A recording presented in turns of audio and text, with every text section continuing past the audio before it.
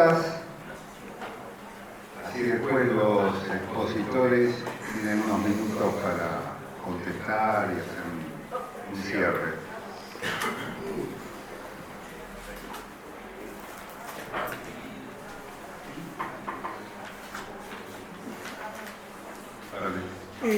Bueno, no, porque... Dale, para que quede grabado. No, Machuca, docente de SUTEBA Matanza. No, me parece importante la exposición de los compañeros y saludo el evento. A los efectos prácticos de la situación que vivimos en educación y sobre todo en la formación de nuevos docentes y lo que significa la coyuntura histórica en estos 41 años de derrota de la dictadura militar, vemos que hay una emergencia muy grande de discusión, algunos compañeros militantes, ¿no?, dentro de lo que es el océano de la docencia, en cuanto a, por lo menos, establecer el desarrollo de conocimientos paradigmáticos que tienen que ver con el control de la economía, y sobre todo por una clase que, bueno, en el debate que tenemos con los peronistas, con los compañeros que quedaron, digamos, en una nueva vuelta de entusiasmos, digamos, capturados, si se quiere, por lo que significó el kirchnerismo, que ya lleva unos cuantos tiempos. Muchas veces los trotskistas nos vemos obligados a discutir cuestiones que tienen que ver con ante la derecha, la escuela austríaca, el rol del Estado en la economía, y sobre todo los docentes que prácticamente, cuando estábamos en SUTEBA Matanza bajo la conducción multicolor, muchos de nosotros, entre ellos yo, decía, el docente es docente a pesar del Estado, por el Estado, reconociendo esta problemática que tempranamente lo vimos de discusión en el Partido Obrero, pero que también aparece como una cuestión recurrente, que, bueno, en definitiva, en una situación de transición, donde evidentemente, por lógica, no hay un golpe inmediato de cambio de situación de la toma del poder por la clase obrera y sus aliados, hay una situación de transición que no se condice precisamente con tener una pleitesía con las conducciones burocráticas, populistas, traidoras, demagógicas, como lo han sido en definitiva la conducción que, bueno, ha dirigido el PJ. Entonces, hay una situación muy importante a la hora de formar docente, de cómo nosotros en libre debate vamos abiertamente por lo que son los resortes fundamentales. Por eso me preocupaba el tema del programa de transición, que también es una recurrencia con el tema del Estado que habría quedado fuera de vigencia y que, bueno, hay cambios en la transformación capitalista que nos llevarían a entender que está fuera de actualidad. Entonces se arma una situación a la hora de nosotros, de querer ir a los profesorados y empezar un debate sano de recuperación frente a lo que es evidentemente una vuelta de tuerca a una burguesía que tiene una experiencia genocida, de llevarnos a escenarios como en Latinoamérica, por no decir el mundo, pero en Latinoamérica al menos, que son mucho más desfavorables de lo que está viviendo la Argentina ahora y que no dejan de afectar la gobernabilidad de la burguesía. Bueno, eso era. Perdón por lo largo. Pasar, pero tengo que ser concretos en las preguntas. Perdón. ¿Cuál era la pregunta? No, el rol del Estado en una política de perspectiva socialista frente a la discusión con la derecha y la actualidad del programa de transición. Esa es la pregunta, compañera. Hola. Bueno, quería consultar a esta mesa, digamos, en el cuadro, en el contexto de estados transicionales, estados obreros, tanto históricos como hipotéticos, ¿qué herramienta han tenido los revolucionarios, considerando que la ley de valor, digamos, en un proceso transicional tiene aún cierta vigencia y que tiene que ser repuesta? ¿Qué herramientas tienen como para tanto esta cuestión de cálculo económico, porque se vale básicamente de las herramientas del propio Estado burgués, como para poder desarrollar una economía propia en estas instancias de transición? Entonces quería consultar qué métodos, qué herramientas, a raíz de la historia y también en términos hipotéticos, han tenido los profesionales y bien.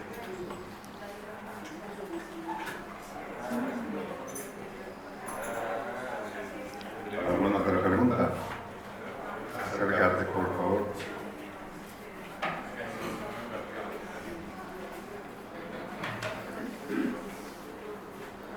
Buenas, ¿qué tal? Bueno, mi nombre es Matías, soy militante del Partido Piquetero, milito con el diputado nacional Juan Marino. Parece primero saludar este debate, esta mesa. Yo quiero preguntar, algo nombraba Marcelo, sobre polémica con un artículo de la izquierda de que no leí, pero sí quiero introducir el debate, sobre el tema de la inteligencia artificial. Porque naturalmente el debate de nuestro tiempo y de nuestra generación actualmente, en términos de desarrollo de las fuerzas productivas, es la inteligencia artificial. Para otra generación fue la revolución industrial, pero todos los especialistas en el asunto indican que incluso a un mediano plazo, a unos pocos años, la perspectiva de productividad que tiene la revolución productiva que tiene la IA es muchísimo mayor que la revolución industrial. Con lo cual, la enorme revolución que tiene la productividad mundial de la producción, la IA, es enorme. Entonces, el debate es qué tan presente tienen las organizaciones presentes acá y qué tan presente creen que tiene el trotskismo presente el debate de la inteligencia artificial como una herramienta elemental y la mayor y mejor herramienta para la planificación centralizada de la economía.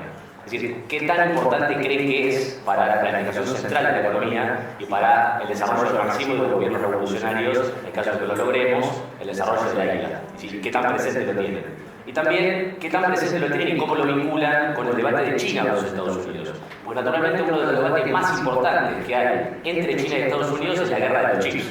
Estados Unidos tratando de prohibirle a la empresa Nvidia que le venda a China los chips, y naturalmente quien salga más o menos ganador de la guerra de los chips vinculado a la IA es de alguna manera quien va a vencer en esta disputa internacional entre el gobierno del Partido Comunista Chino y el imperialismo yanqui. Con lo cual, preguntarles por eso, qué tan presente lo tienen, qué importancia le dan y que reflexionarse en relación al cálculo económico, la programación, el desarrollo de la IA y la aplicación de la misma a la planificación centralizada de la economía. ¿Qué tan presente lo tienen, qué importancia le dan? Bueno, eso es todo. ¿Alguna?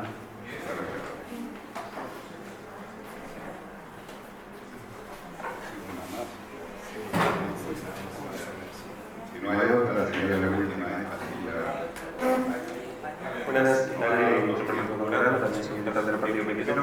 Mi pregunta para Marcelo, principalmente muy corta, ¿qué caracterización hace el Estado de Vietnam y el Estado chino? Perdón. No puedo escuchar porque estoy en la puerta y hay mucho ruido. Sí, cerramos. No cerré. Morimos de calor. ¿Alguien escucha eco en el audio? Sí, ¿prefieren que la haga sin el micrófono? No, porque tiene que grabar. Bueno, la pregunta para Marcelo, ¿qué caracterización hace actualmente, si es que tiene hecha, del Estado chino, el Estado de Vietnam y el manejo de sus respectivas economías?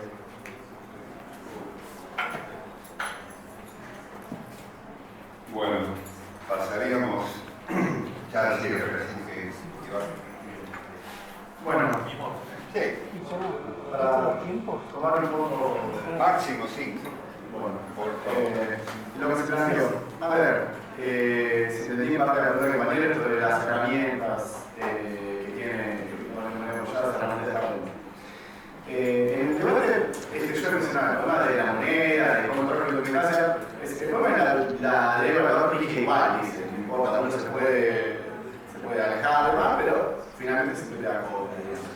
Entonces, dice, hay que tener una moneda porque es la única forma de conocer los costos reales de producción, además, como dice, la única forma de ordenar la economía. Total, el Estado, dice, tiene las palancas del crédito, de la producción, de los impuestos, digamos, tiene otras palancas para organizar la economía sin tener que imponer, que inventar, que puede establecer, que puede regir los precios. Y esto importa porque finalmente, durante todo un periodo, el Estado va a tener que administrar en parte una desigualdad. Creo que en un punto, digamos, con esto de la vigencia de los salarios y demás, creo que lo que va a dar es retomo esa frase de Marx, de que el derecho no se puede llevar por encima de la realidad económica de una sociedad, y después Lenin va a decir que el derecho no es nada sin un Estado que hace valer la ley con el peso de la fuerza, digamos. Entonces, tenemos entonces que en el socialismo, en la primera etapa del comunismo, digamos, en el periodo inmediato de la revolución obrera, todavía un Estado burgués, aunque sin burguesía, porque tiene que recurrir a las normas de reparto burgués y demás. Lógicamente, Esto es un campo de privilegios para la burocracia. Digamos, para que maneje el Estado, el hecho de que las normas de reparto sean burguesas, de que haya privilegios, de que la remuneración del trabajo sea diferente porque es en función no de la necesidad, sino de la capacidad, de la dedicación, de la intensidad, etc. Es un campo también, pero es un campo que va a tener que pasar. Trotsky efectivamente dice que la propiedad estatizada es una crisálida entre la propiedad privada y la propiedad social, y si hay muchas crisálidas que perecen en el medio, millones que mueren sin llegar a ser mariposa, dice. Eso es así, pero dice, mientras tanto, en realidad, el problema no se resuelve con instituciones. O sea, no es un problema de instaurar una institución democrática, porque finalmente Trotsky lo que va a analizar es por qué surge una burocracia. No se trataba de incluso de hacer un golpe de Estado, de hacer una burocracia por otra, porque surge por un proceso social muy fuerte, que tiene que ver, yo lo puedo resumir ahora, se me da de esa forma. Por un lado, la vigencia todavía incluso de relaciones capitalistas, en el caso del campo, en el comercio, en otros sectores, que hace que incluso la burocracia tenga un apoyo real. En un momento dice, la política de enriquecer a Kulak no tenía ninguna lógica del campo de avanzar hacia el socialismo, pero sí tenía toda la lógica del campo de interés de la burocracia, porque apoyándose en el Kulak aplastó la oposición leninista bolchevique. Cuando Kulak se puso contra la burocracia, es terminar Kulak. Pero dice, hay una lógica ahí. Pero por otro lado, la burocracia también es un doble carácter. Tiene un papel progresivo, dice. En tanto que defiende la propiedad socializada, con un papel progresivo. ¿Por qué la defiende? Porque es la fuente de privilegio de la burocracia. Si el Estado no tiene la propiedad social, la burocracia no está, no tiene cerrar la independencia, etc. En ese campo, con un papel progresivo, se convierte en regresivo cuando tiene que reglamentar el consumo desigual. Pero esta es la base social por la cual hubo una burocratización del Estado obrero, y no se resuelve en última con reformas institucionales, por eso que también por el planteo, si bien, lógicamente, los planes tienen que someterse no solo a verificar de la ley de valor y mercado, sino también de la planificación, del debate, y todo lo que va a ser una defensa que ahora podemos producir a lo que es, hoy se discute el derecho a veto de las comunidades, etc. Todo lo que dice, hay una contradicción entre la centralización económica y la atomización de las distintas nacionalidades que están en la Federación Soviética. Pero de la única forma, no hay una contradicción, una barrera indisoluble entre la cultura y la economía. Y bueno, la participación de las masas efectivamente era la síntesis que podía superarlo, pero había bases sociales. Para desarrollar, y por eso pasa, bueno, yo decía, el problema del rendimiento de trabajo y el desarrollo, que no es una cuestión meramente técnica. Porque finalmente ahí es una cuestión también de competencia con los capitalistas. Hoy se hablaba de inteligencia artificial. Tal vez la inteligencia artificial tenga un impacto en la producción mayor que la producción industrial. ¿Cómo lo podemos saber? Lo que es seguro que por el momento no se verifica es el aumento de la rentabilidad del capital. Con lo cual la implementación productiva de la inteligencia artificial va a estar condicionada efectivamente ofrezca mayor rentabilidad a los capitalistas.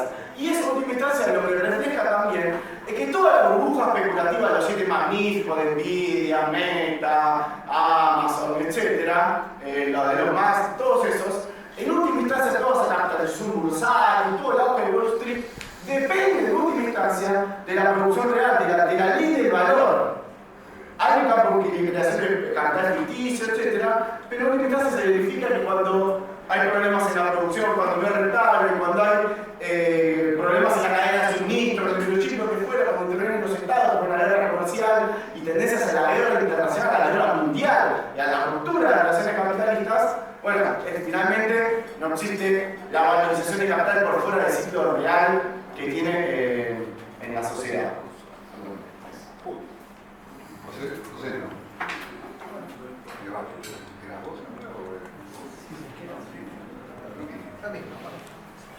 Bueno,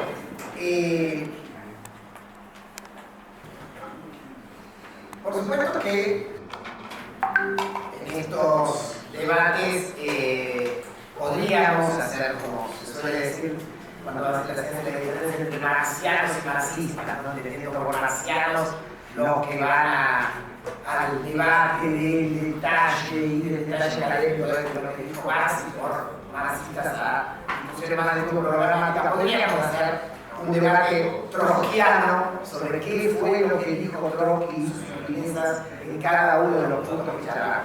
Pero a mí me parece que tiene mucha más utilidad, nos parece que tiene mucha utilidad. Voy a responder entonces a muchas de las dudas e incluso a algunas de las aseveraciones. El compañero de mesa en términos más de trotskista ortodoxo, si se quiere, bárbaro, bruto, porque me parece que esa línea es lo que nos hace falta en términos programáticos. Entonces, pero la primera cuestión, Estado. Cuestión importante. El estalinismo y los llamados socialismos del siglo XXI no tienen un balance. Hubo mucho Estado. Y nosotros decimos tajantemente, el programa marxista, trotskista, el programa de la revolución social, el programa que se necesita es el programa de expropiación de la burguesía. Y esto es en concreto expropiación de los medios de producción. Sí, es lo que dice el programa de transición, que el Estado expropie los medios de producción. Que haya monopolio del comercio exterior, por parte del Estado, ¿qué va a hacer? Que haya planificación de la economía. ¿Quién planifica? El Estado. ¿Quién va a planificar? Una constitución. Esto es muy importante. Esta es la forma concreta de empezar a romper la dependencia de la ley de valor que preguntaba compañero. Por supuesto, esto se ata total y absolutamente, también por esto somos trocos, ¿no?, con la democracia obrera. O sea, nacionalicemos los medios de producción, que no lo poner los burocratas, que no lo poner los trabajadores, vamos por ahí. La democracia obrera. Ahora, estos dos elementos están totalmente atados al tercero, que es la imposibilidad del socialismo en un solo país. Absolutamente atados a esto, y entonces a la pregunta de por qué, de qué pasó, y acá voy a tener título de debate con Marcelo, fíjate solo con Marcelo, que también sucede con el PS, no con él, no como vos, como otros, que es, esto sucede. El problema de la crisis de dirección no es un problema de la perspectiva trotskista, no es un problema de subjetividad obrera, es un problema de direcciones revolucionarias o direcciones contrarrevolucionarias. Y esto nos parece muy importante. Es un problema de programa y partido.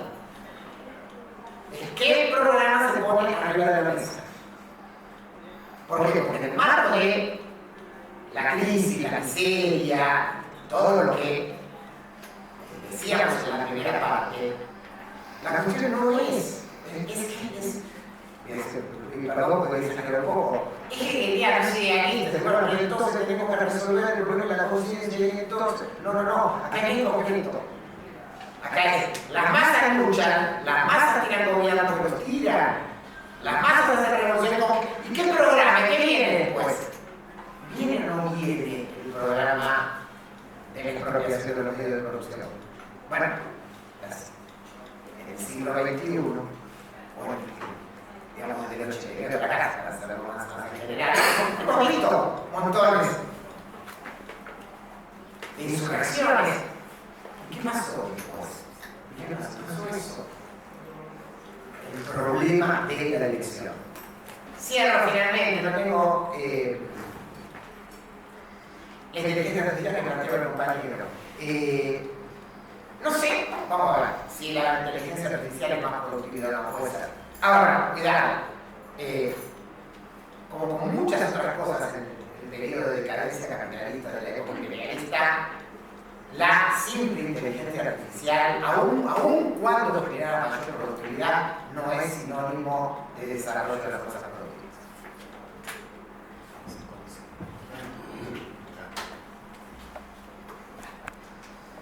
Vamos a hacer un muy pequeño debate, digo pequeño en el sentido del tiempo. Primero, para explicar una cosa, es obvio que nadie cuestiona la necesidad de la expropiación de la clase capitalista. Lo que estamos discutiendo nosotros es otra cosa. Por supuesto que una vez que la clase obrera se hace cargo del poder, que por supuesto se tiene que hacer cargo del poder, todos estamos de acuerdo que sigue manifestándose la ley del valor, que sigue manifestándose la presión del mercado mundial, no hay socialismo en nuestro país, como acaba de recordar muy bien mi compañero, y que por supuesto está el factor de la planificación. Ahora bien, antes del estalinismo, antes de que se consolide la burguesía estalinista, esa ecuación concreta entre cuánto Estado y cuánto mercado cambió un montón de veces. Empezó con eso, lo dijo el compañero, empezó con el comunismo de guerra, que era eso, comunismo de guerra, todo expropiado, todo estatal, cero mercado, bueno, pero hubo que retroceder de eso. Y se retrocedió en el sentido de la retirada táctica. Vamos a tener que habilitar algo de mercado, porque si no, no hay producción agrícola. Entonces, la cuestión no es si va a haber ley del valor o no va a haber ley del valor, o si va a incidir la planificación o no, o si la tecnología va a influir o no, que por supuesto. Lo que nosotros decimos es, bueno, nosotros no, lo que Trotsky dice, es que todo eso, en última instancia, se resuelve en la democracia soviética. No hay dictadura proletaria, dice Trotsky, sin democracia soviética, en última instancia. ¿Por qué? Porque ¿quién va a decidir cuánto Estado y cuánto mercado? Por ejemplo, acá no se desarrolló mucho la cuestión del primer plan quinquenal. El primer plan quinquenal fue un desastre. La colectivización forzosa fue una masacre, un genocidio, y la industrialización acelerada fue un delirio. Lo que dice Trotsky en el 33 es: paren todo esto ya, hay que recuperar la situación material de la clase obrera ya. Dice, en el 32 dice, el año 33 tiene que ser el año de la recuperación. Basta de delirio, basta de colectivizar todo, basta de dedicar todos los recursos a la industrialización acelerada. Hay que recuperar la posición material de la clase obrera. La clase obrera tiene que comer bien. La clase obrera tiene que tener vivienda. La clase obrera tiene que tener vestimenta, tiene que tener educación. Porque sin clase obrera no hay socialismo. Por más que haga planes o no planes con inteligencia artificial o con planificación a los Karl Lange. Compañeros, el consumo de la clase obrera soviética en 1953 alcanzó el nivel de 1928. Esto dijo Khrushchev en el famoso informe del 20 Congreso del PQS en 1956. 25 años después de la colectivización forzosa y de todo, la clase obrera alcanzaba su nivel de consumo de 25 años de antes de la colectivización forzosa. Eso no tuvo ninguna consecuencia en la burocratización de la Unión Soviética. El hecho de que hayan aplastado, reventado, metido a la clase obrera en un régimen laboral esclavista peor que lo de acá. Tienen que leer lo que son las medidas de disciplina del trabajo de 1940. Llegar 20 minutos tarde era ir a la cárcel. Bueno, eso no tiene nada que ver con la transición, no tiene nada que ver con el progreso del socialismo. Esto no sé si es hegeliano o si es muy abstracto, pero el desarrollo de la transición al socialismo la hace la clase obrera. Si no, ¿quién lo hace? ¿Quién decide? ¿Más Estado o menos mercado? ¿Quién decide eso? Por eso la cuestión del criterio no es la productividad. Por supuesto, si lo que el compañero quiere decir es que obviamente tiene que haber un piso de productividad, porque si no, como decía Marx, la socialización de la miseria, desde ya que estamos de acuerdo. Pero el criterio para medir el avance de la planificación no es necesariamente la máxima productividad. Como decía Trotsky, no es el máximo, es el óptimo. Y el óptimo no está dado por la mayor cantidad de toneladas de acero o de trigo. El óptimo está dado por el equilibrio entre el desarrollo de las fuerzas productivas y la conservación social, material y cultural de la clase obrera. Si no, reventás a la clase obrera. ¿Y quién carajo hace el socialismo entonces? ¿La burocracia? ¿O Karl Lange con las computadoras? ¿O la inteligencia artificial? Es un sujeto social. No es un problema solo de reformar la Constitución, no hablé nunca de reforma. Lo que estoy hablando es que para tirar abajo la burocracia, Trotsky decía, hay que hacer una revolución.